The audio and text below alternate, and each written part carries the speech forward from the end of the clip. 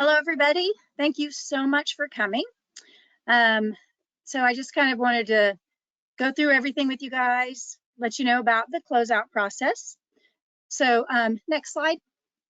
I'm going to go over some of the housekeeping things with you. We are going to have a dedicated Q&A session at the end of the forum. So you can send your questions throughout the presentation on the question box, and we'll do that. But when you do, can you identify yourself and your organization? And that will help me kind of know who I need to answer back to if I don't have the answer right away. And I will tell you at the very end of the presentation, we do have a Q&A for people who have already sent their questions, how I answered them. That way you'll have them in the presentation if you want to print it off and have it on hand. Okay, next slide. So I want to start with a thank you. I want you guys to know how much I appreciate your work, everything you guys have put into this program. I know this is ending a lot sooner than we expected, but you guys have done so much positive things for the Texas homeowners to get them here. Right before this meeting, I had a meeting with the entire executive group, and we talk about how far we've come and how quickly we came here, and nobody thought we would get here this quick, spending all this money. And I know it's not good for you, but it really is good for the Texas homeowners, and it is because of you that we got here. So I do appreciate that. You are not unrecognized. The executive staff knows how hard you guys have been working. We give your stats every week. So I just want to say thank you. I do appreciate it. And please don't think that because we're ending these early, it has anything to do with anything other than we're running out of money. So anyway, before I start, I did want to say you're appreciated, and I thank you very much. So, okay, we will get started. Some of this information is different if you just have an intake center or if you also offer intake, legal, and or housing. So if you offer intake, then we're going to start here at the top, which means your application terminates on 7/12. Your closeout period ends on 8/26. Your final monthly report is due to us on 8/15. Your closeout and inventory reports are due on 8/26, and we are going to go through those later in this presentation. The return of funds deadline is 9/10, and again, I'm going to touch on that later. And so if you have an intake center in one of the other services, your termination date is 7/14. And the only reason that's different is it took me a little longer to get those letters out. So there's no other reason, no rhyme or reason to that beside that. Okay, next slide. So this is just a timeline. We kind of did a breakdown of the requirements for the closeout. If you kind of wanted to use it as a checklist, it's just another way to present the information. So the last day to complete all services, complete anything that you can bill for, again, 7/12, 7/14. TDHC will not reimburse for anything past those dates. Any cost incurred beyond those dates, we will not reimburse you for. So the last day to submit your monthly performance report is going to be August 15th. The last day to submit your closeout report is going to be 8/26. The day to which submit your inventory report, 8/26, which is 45 days after the termination. Again, the date for the funds on hand must be returned to TDHCA by 9/10. And any program income earned, so this one's a little different. It says 10 calendar days after termination, but it's actually 10 calendar days after you receive any earned income. And I don't think this applies to anybody because you would have had to been giving it to us the entire contract period, but it's still part of the closeout process, so we included it in here. So if it applies, you have 10 days to give the money back. And we are going to, again, cover that so you know what the earned income is. Audit certification form for any fiscal year of subrecipient ending within or immediately after the agreement term, in accordance with 10 TAC 1.403. So that's 2 months after your fiscal year ends. So you have to submit that again. Okay. Next slide. Disposition of equipment. So I do realize that not everybody had a vehicle, but for those of you who do this slide is really specifically for you. Exhibit A, section VE of your contract is set out the requirements for vehicles and other equipment. And we put in the contract what the disposition was at that time. We weren't going to wait until the end of the contract. We wanted to make sure you knew up front what you were going to have to do with that at the end of the contract. So, but also some of you may have purchased, large amount of equipment, maybe computers, copiers, I don't know, something that might have cost over $5,000. If you did, then this applies to you as well. And what it is saying that anything that has a current per unit value, so current, not total, per unit market value of $5,000 or more, then it does have to be returned to us. So not the item, we don't want the item. You have to give us that value back. So you can either keep it and tell us what the fair market value is and then give that to us, or you can sell it and then give those proceeds to us. And if you do sell it, you are authorized to keep $500 or 10% of whatever the proceeds are, whichever is less of that. So if you have any questions on that, let me know. There's some forms to fill out and a little sheet that tells you, what the formula is. So we're going to go over that later too. Okay, next slide. Okay, supplies. So I was asked specifically about supplies, and this is in the 2 CFR section that addresses supplies. If the aggravated amount of supplies does not exceed 5,000, now different than the equipment, this is all together. So not individually, but if all the supplies you have together does not exceed $5,000, keep them, enjoy them, use them. But if they do together equal $5,000 or more, then they are the same disposition as the equipment. So you have to sell them, keep them, give us the funds back. Again, this has been a pretty short contract. I would be surprised if any of you had supplies over $5,000. If you have any questions, let me know. We can kind of walk through that individually and I'll help you out with that. So you'll see up here on the slides, it's the exact same thing as you would do with equipment. It's just, this is your supplies, the supplies you have in your office. Okay, next slide. So I tried to include this in here. I thought it would make it a little easier if you saw the calculation method. So this is the chart on how you figure out what the sale was, how you estimated it, what the percentages of our participation, and that's the important part. When you did your proposal, you might have said, my CEO is 10% of this contract, or the efforts of this vehicle, you gave me a price fair and reasonable on the vehicle, it's going to be 40%. So that is the percentage that would be there. So if you did 100%, if you said 100% of this vehicle is only used on this contract, 100%, that's easy. But if it's not, if it's a different percentage, then that's what you'd put in here, and that's the value that you're going to be using for that. If you have a deviation on that, if you want one, you need to talk to me, because again, we already set that disposition out in the contract. So someone had told me that they wanted to give it to another contract, transfer it to another contract. It's not that I have an issue with that, but it has to be pre-approved because I have to make sure that contract is willing to take it, because there are some contracts here that don't authorize vehicles. So we can't necessarily assume that we can transfer that over.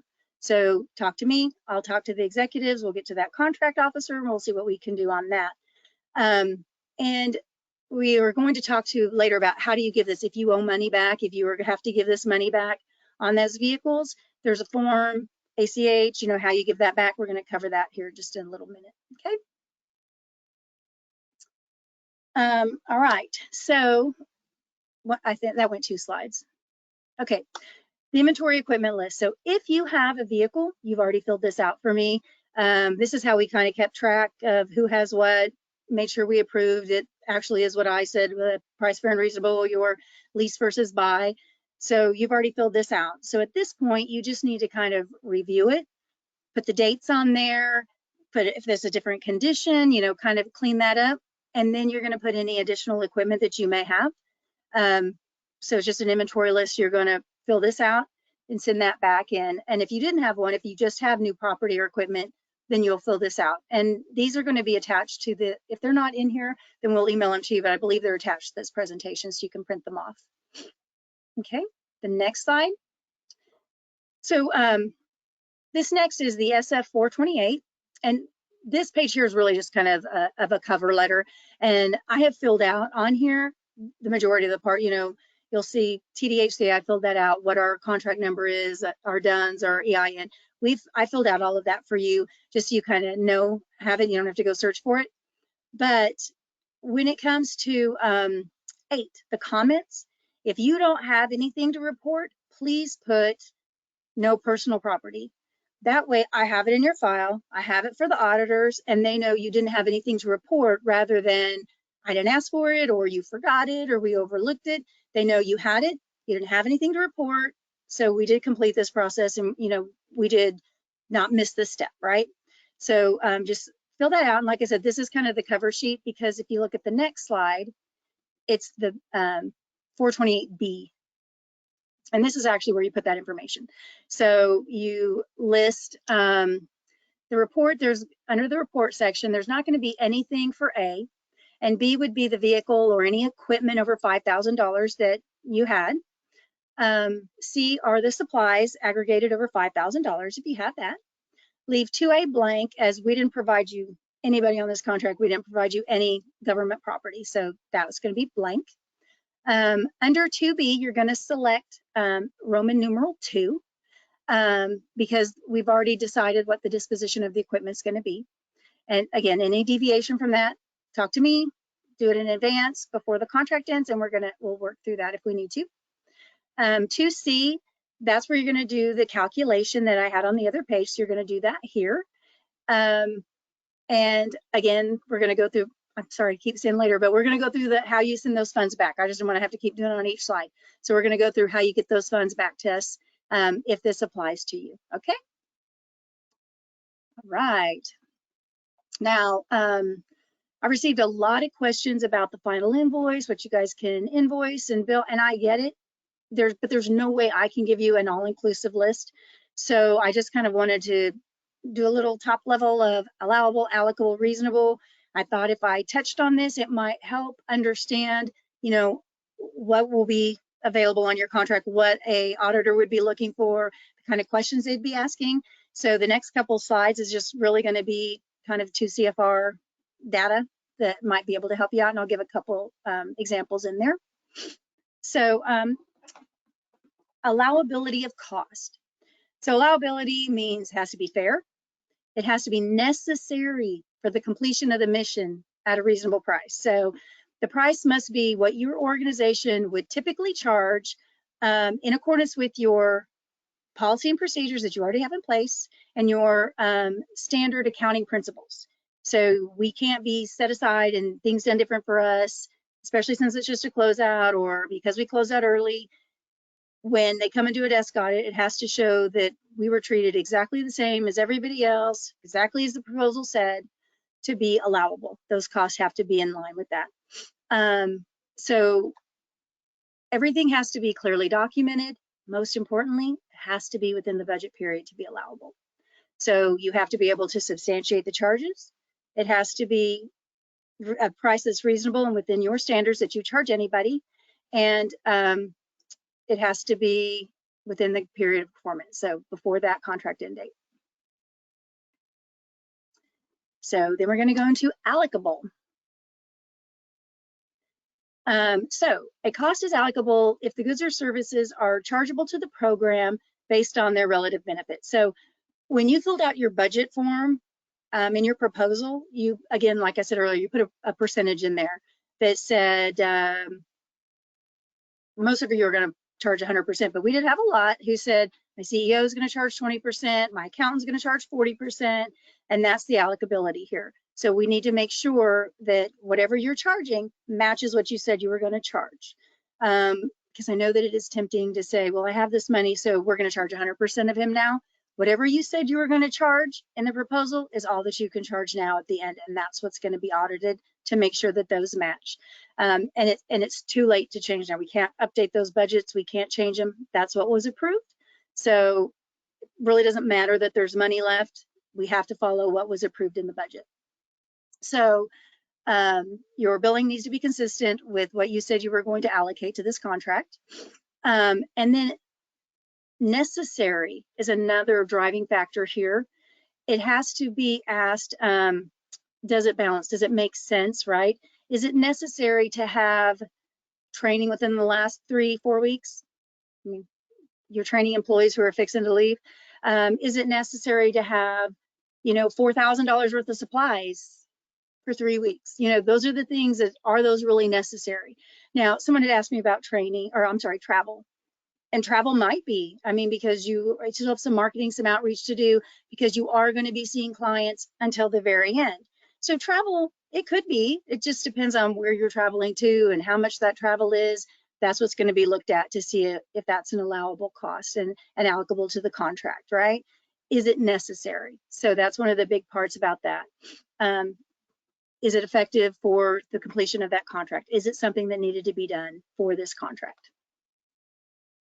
The next is just a continuation of allocable. Again, this is the cost has to be for this federal award. You can't use funds to offset from a different contract. Say, well, I didn't have enough money on this contract. We have some here, so we're going to offset. You can't do that. That's the main thing. Direct cost allocation principles. If a cost benefit has 2 or more projects, again, we've already talked about that. You have the percentage, you have to stay within those percentages. And if you're under CAS, you have to make sure that you stay within your CAS guidelines, the cost accounting standard guidelines. Reasonable. Okay. So next slide, okay. Is reasonable, in contracting we say able to withhold public scrutiny. And we all know, hopefully we all know, anybody can see these contracts. Anybody can ask for, to get a public information. They can ask to, you know, I want to see all these contracts. I want to see all the proposals. I want to see all the bids, and they can see all these invoices. They can ask to see it at any time.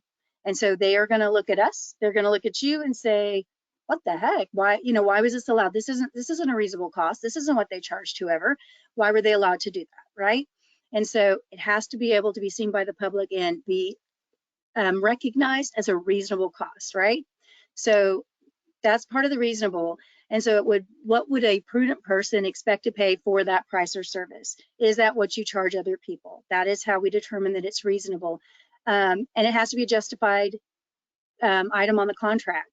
So, you know, I don't know, hair ribbons, I don't know.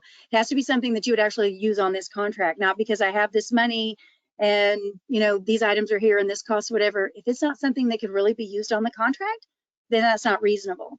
Using it within the last 3 weeks when it can't really be, you know, used in its fullness, you know, training again by the end of the contract, not reasonable.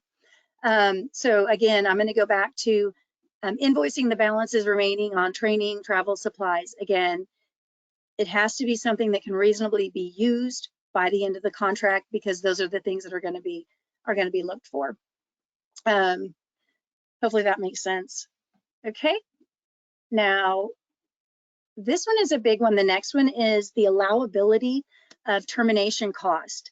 So this makes sense. I've had a lot of people ask me. So yes, you can invoice us for the penalties that you're going to receive if you receive penalties for early termination, if you had a lease, those kind of things, although you are required to make a reasonable effort to terminate, assign, settle, reduce those costs in any way you can.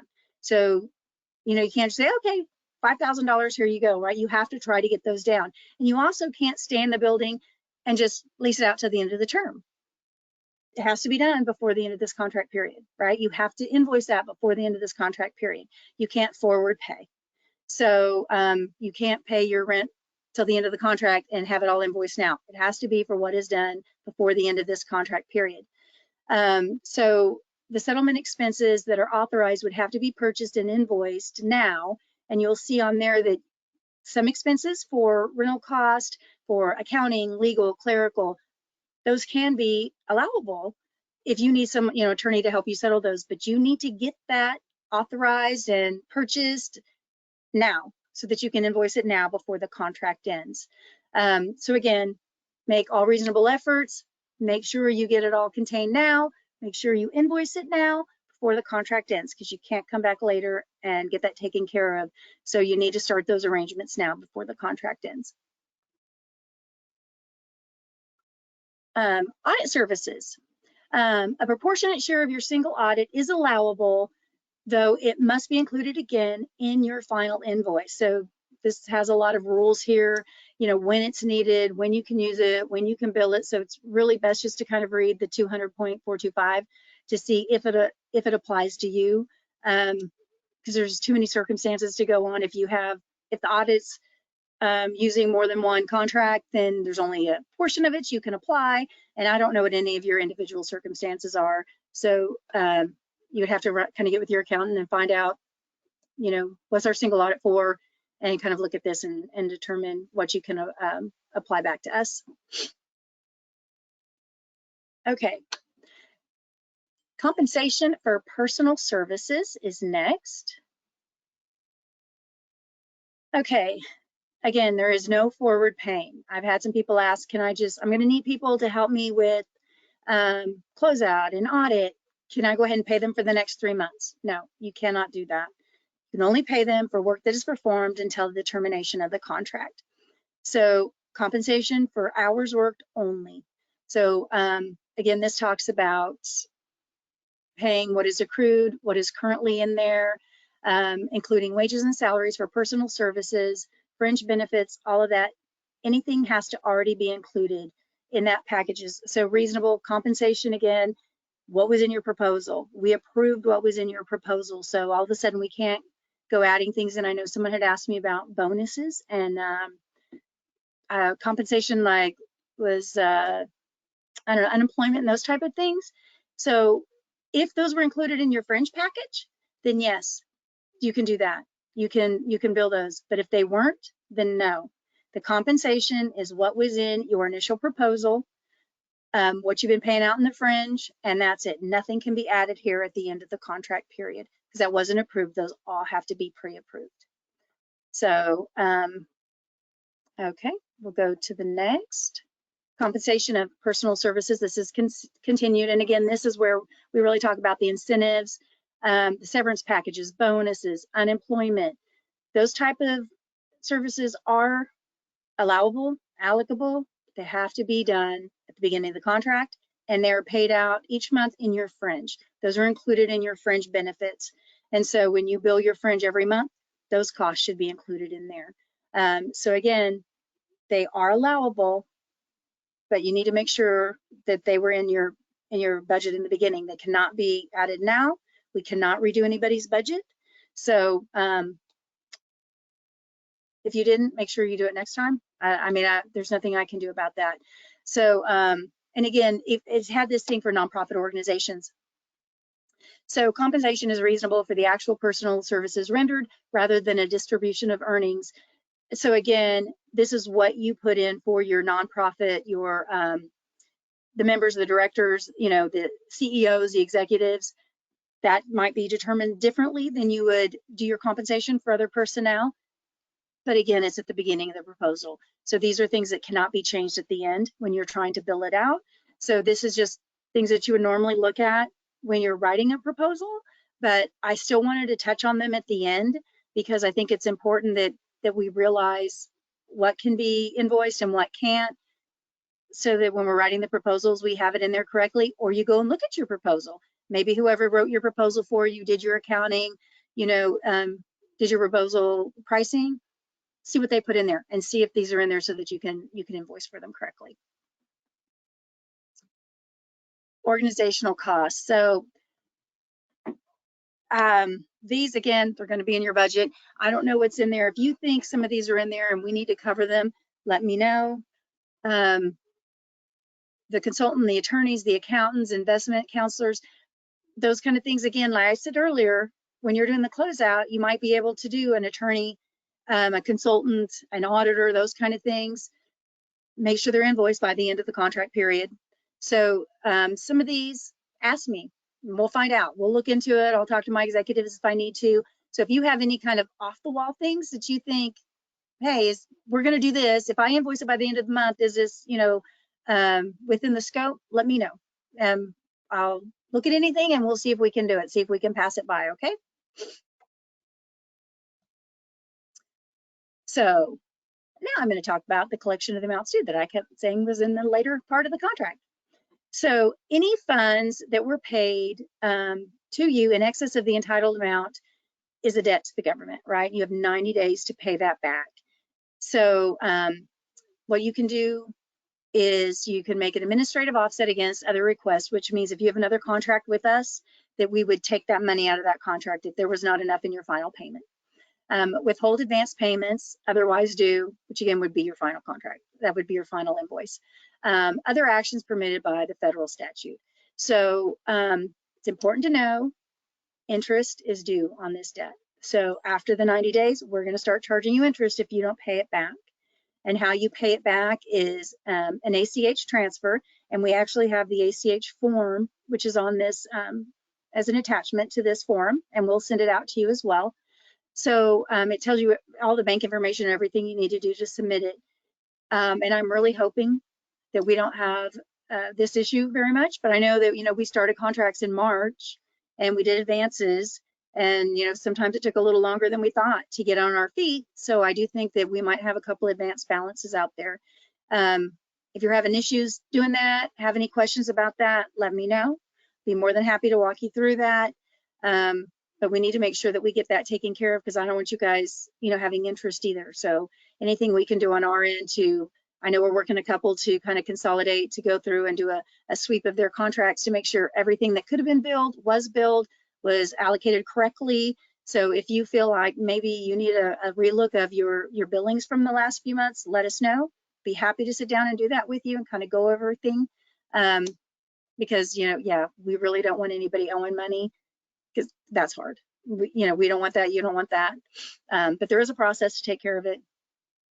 And this would be the same one. The ACH form is what you would use if you have a vehicle and you need to reimburse us. Program income, we talked about this a minute ago. This is the 10 days, but it goes to the whole contract. So if you owed us program income, you would have been paying it throughout the entire contract. And you would have had 10 days the minute you had it. So again, I don't think this applies to anybody. If it does, and maybe you just didn't know, that could be the case. So let me know if you have any questions on this. And this does tell you right there, what the program income is, fees for services, rental, real property acquired, sale of commodities, those kind of things. So, and that tells you what doesn't include grant funds, rebates, credits, discounts, those kind of things. So 10 days after you receive it, it's due back to us.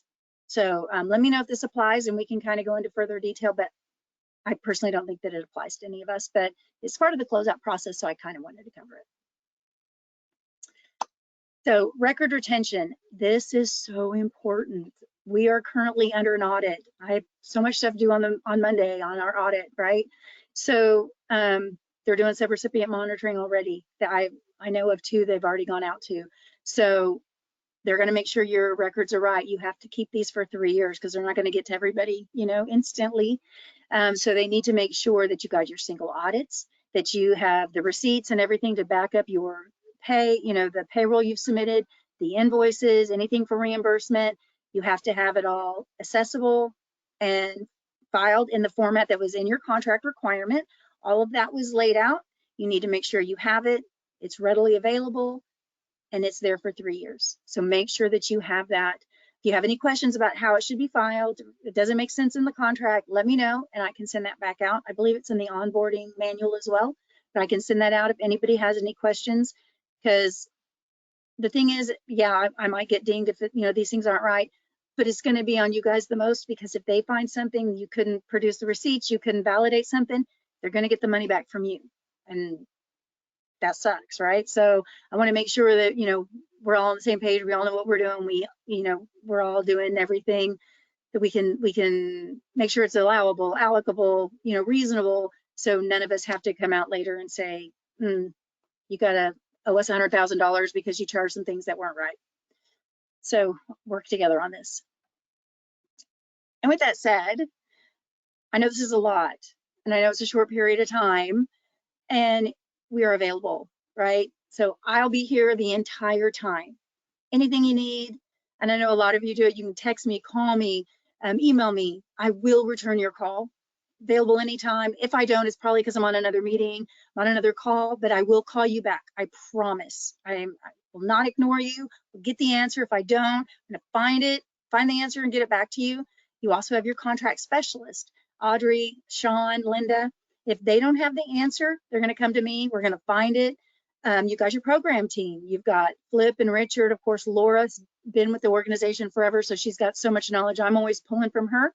So you have a lot of resources. You're not doing this alone. If you have any questions, you know, you don't have to fumble through it. We're here all the time.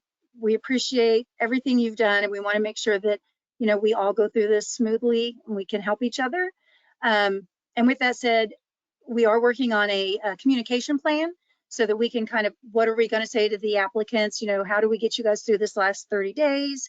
Doing the applicants, make sure they know, you know, who to transfer to make sure you guys know you're still processing applications. You are not stopping. You do not need to stop until that last day. So we're working on it now. We were with our marketing team today, so we're going to get that out to you as soon as we can, and then figure out how we're going to get it out to the applicants that are still there, how we're going to contact those applicants who don't have an email, have a phone number. I mean, there's a lot to work through, but we're working on that now. This just happened a lot sooner than we thought it was going to, so we didn't really have all our ducks in a row, but we're getting them there. So again, thank you. We're gonna help you every way we can because we appreciate everything you've done and we don't want to leave you hanging on this. So Q&A. Before we go into the open Q&A, I want to answer some of the questions here that have been asked of me already. And I've tried to answer them in the slide presentation, so I did put like reference slide 19 or whatever, because you can print this off, you can have it as a resource. So I wanted to make sure that you kind of knew where to go get it if you needed it. So can I charge unemployment in my final invoice in accordance with slide 19? If it was in your fringe benefits that you charged throughout the contract, yes, you can. Can I include severance packages in my final billing for full-time employees? Slide 19, if it was in your fringe benefits, yes, you can. Can I use up my travel, training, supply budget? Slide 13, if it's allowable, allocable, and reasonable, you can use some of it. What's reasonable, you can't go out there and stock your supply cabinet because there's no way you would need that in 3 weeks. You know, you can't send everybody to C2FR training because you wouldn't need that in 3 weeks. So you have to make sure that you look at it and say, would it pass a sniff test? You know, is this right? Would an auditor think this is okay? Those kind of things. So you're not having to pay that back later. Can I pay my staff for 2 months on my final invoice so they can help with my 45-day closeout? No, you can't pay in advance. You can't do any forward paying. So when they come and want to look at your invoices and your payroll, all that payroll has to have stopped on the last day of the contract. Linda, can we talk about that last one for just a minute? Sure. What about staff that are doing closeout activities, accountants? Yeah, so that still has to be procured and invoiced prior to the end of the contract. Right. Okay. Thank you. But it's not staff. So your employees, last day they can work is on the last day of the contract. But if you need to procure outside sources for legal, accounting, or those kind of things, you would have to do a purchase order or something to procure those and pay them in advance. But that would be like a contract. That would be something. Or existing staff that do the invoicing and all of that already. No, that's if you needed an outside accounting service. Okay. Yeah, because those current things, that would be your administrative staff. That would be your typical admin in an organization. So those are not covered. That's just like your proposal. We don't pay you to do your proposal. We don't pay you to do that. Those are just organizational charges that are expected. Can I transfer my vehicle to another federal state program? Possibly, let me know. I've been told we do it, we've done it. I just have to get with the other organization, the other director, make sure that their contract allows it. So as long as their contract allows it and they have no issue with it, then we can do the paperwork and we can take care of that. Can I keep my access to Yardi and finish up with the applications I have in progress? Yes, until the end of the contract date. After that time, no, then we're going to start managing them. We're going to make sure that they know we're here, that they're still getting the personal attention. They're not going to be put in that big old pool of however many thousands of people are there. They're going to come to us. We've got a team. We're working on the process right now who's going to manage it. You know, I think right now we've got 3 or 4 who are going to take care of all of that, the phones, the emails, the outreach. So they are going to be taken care of, but you will manage them until the end of your contract date. You'll have access to Yardi up until that date. And I do want to mention this, even if you have like housing and legal afterwards, you still cannot process those intake in Yardi. All of the intake is going to be taken away. So it's only the housing and legal that you'll be able to take care of in Yardi. All of that intake is going away. So I just want to make sure that was clear. Should I continue to see clients and honor planned outreach events these last 30 days? Yes, do. We want you to. We want you to be, you know, bill as much as you can, do as much as you can these last 30 days. Take advantage of it. I know, you know, those outreach events, we still want to try, we still have the 10% of the funding still in there. So we want to use it and we want to, you know, get that out to as many of the applicants as possible. So yes, please do that. You can bill for it and that's what we want you to do. Again, are there penalties for breaking my lease or payment for the continued lease period? See slide 16.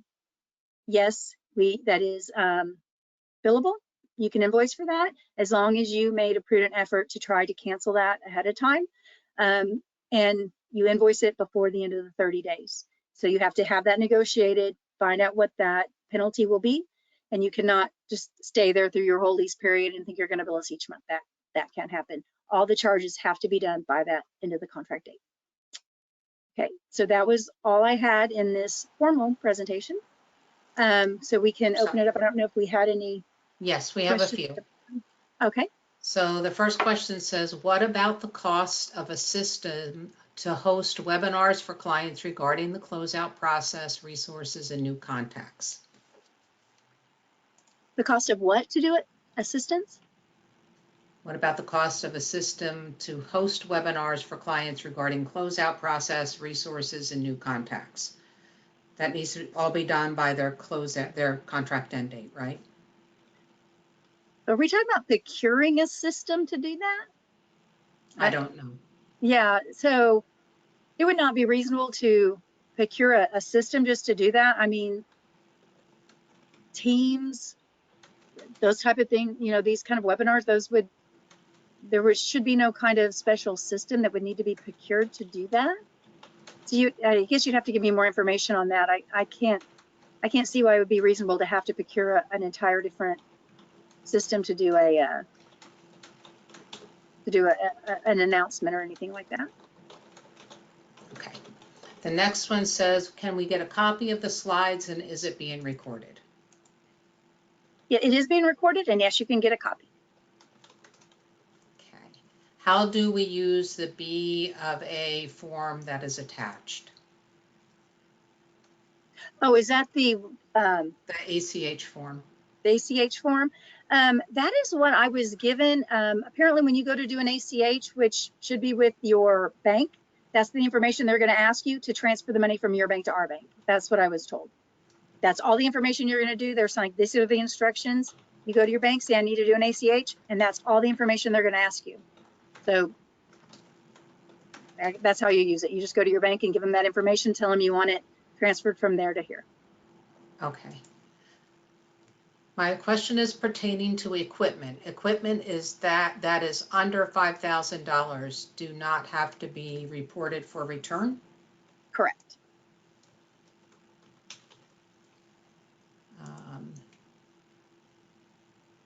Are you going to email the SF428? Yes, I can.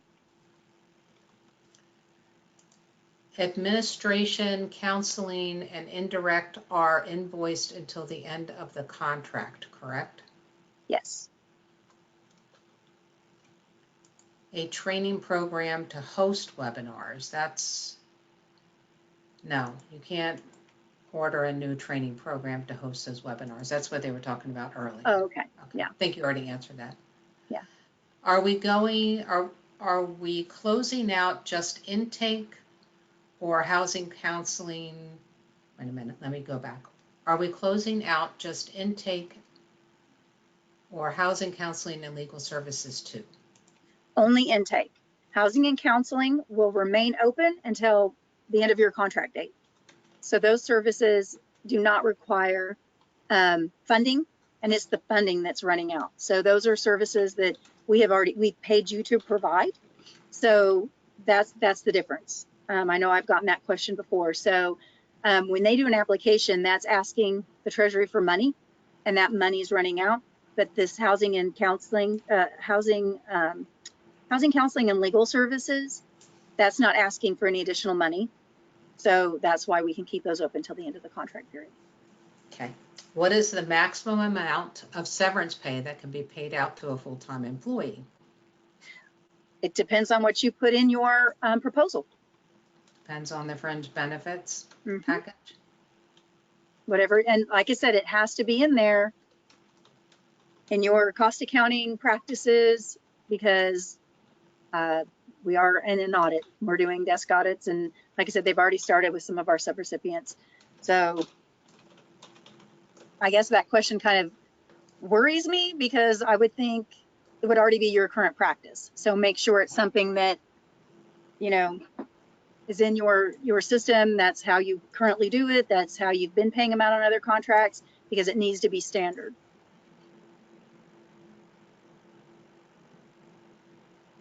Somebody put in, what about GoToWebinar? I think it's back to that webinar thing. Is GoToWebinar free? I don't know.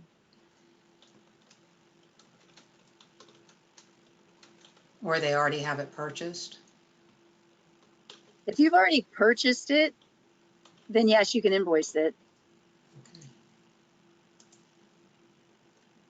How do we determine the percent that can be paid for a single audit if we have additional components such as housing counseling? Well, the audit wouldn't need to, so it would only be done on this contract. So it wouldn't be each individual item. It wouldn't be intake, housing, and legal. That wouldn't apply to you if you have other services, because you wouldn't need to do that until the very end of your contract period. So, and that, like I said, that would just be done completely on the entire contract. So not just on intake. So those services, that audit wouldn't be done until your complete contract is over.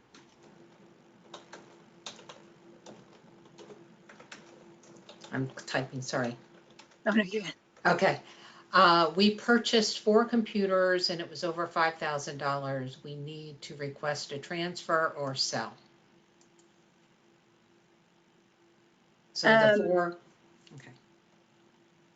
What's the current value? Yeah, so if the current value is over $5,000, that would be the aggregated. Yeah, so you can determine what the value is and keep them, and then reimburse that value to the government, or you can sell them and then give that value to the government. You said transfer, so again, you can email me about that. If you have another contract currently with the government, that federal government, that you want to transfer those to, let me know and I can see if we can do that. I know that is an option. It's just, like I said, they become accountable for them, so I need to make sure that they're willing to accept those computers and things. I don't think that would be an issue though. Okay. Okay, does an admin continue if we have legal? Yes. I understand that our intake center closes July 14th, but can a person still apply at TDHCA website after that date? Okay, I'm going to go back to that. Sorry, I'm going to answer that, but I'm going to go back to that admin. Uh-huh. On your contract, it'll say you have admin. It is split. I'm going to have to look at that because your admin is for covering all of that. So your admin, I'm trying to see how it looks on the contract. Your admin is split 50% between each one. Okay, I'll have to look at that. Yes, your admin gets to stay. The percentage of it, I might have to just look at it. I'm not going to be taking it off your contract. I'm not going to deobligate that off your contract. If you have other services, but the odds are we're probably going to do a spend plan, because I can't imagine you would need your full amount of admin if you're reducing that large part of your contract, if that makes sense. So it might be something that we have to negotiate or we have to look at in a spend plan looking forward. So sorry, that caught me off guard there for a minute, because you're going to need admin, but you probably aren't going to need as much admin, but I'm not going to go deobligate half of it initially. So, okay, sorry about that. Sorry to digress, but I wanted to make sure I gave that complete answer. What was the next question? I forgot it already. After July 14th, they close, but can a person still apply at the TDHCA website after that date? Yes, they can, and I don't know for how long, but yeah, they're going to allow that for that remaining of that 10% that's still on there. But I know that that closeout process is taking place, I believe next week, that they're going to have that meeting to find out when did they close all of that down. So for a short period of time, yes, they can still apply at that TDHCA website. Okay.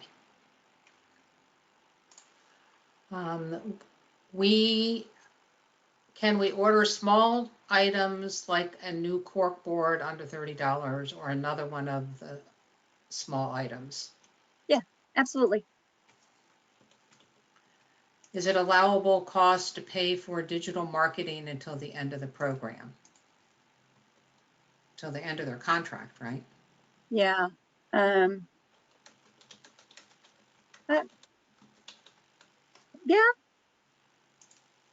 Yeah. I mean, we're allowing marketing and outreach. I don't know why digital would be any different.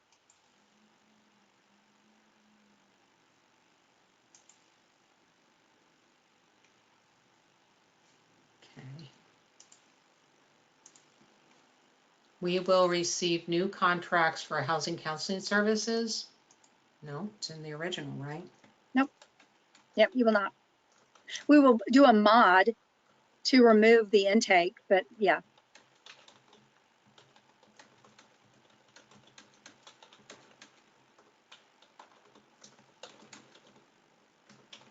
Okay.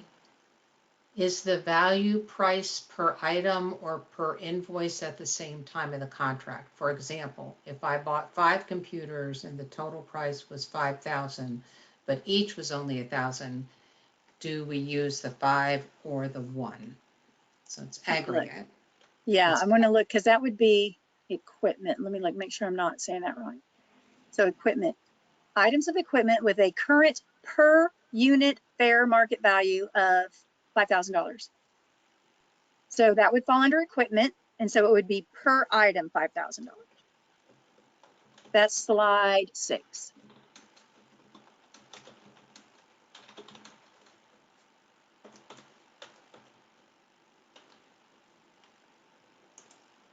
And supplies is the aggregate.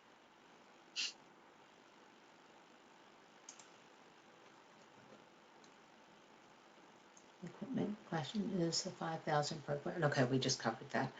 Does all equipment need to be inventoried or only items valued over 5K? Only items valued over 5K.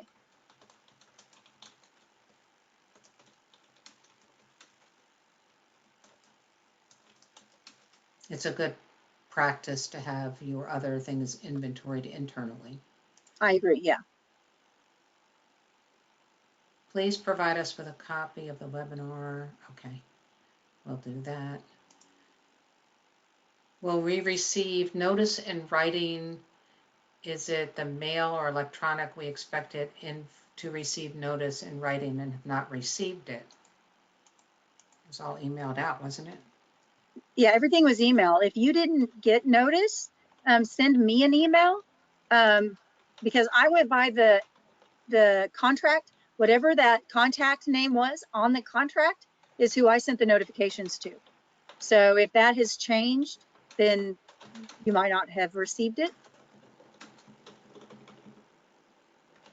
Okay. And I believe that is all of it. Okay. Thank you all. I Again, I appreciate all your support, and I am here. If you need me, call me, text me, email me. I will answer. I'll get back to you as quickly as I can. And you have your other resources. You've got your contract specialist. You've got, Laura and the program team. And if you have any issues with something that you're not getting through, or like you were saying right there, is this allowable? Let me know. Ask me, and I'll make sure that we do it right, so there's no issues when you guys do have an audit. Okay. Thank you so much for taking your time. I truly appreciate it. Have a good night. Thanks, Lynette. Thanks.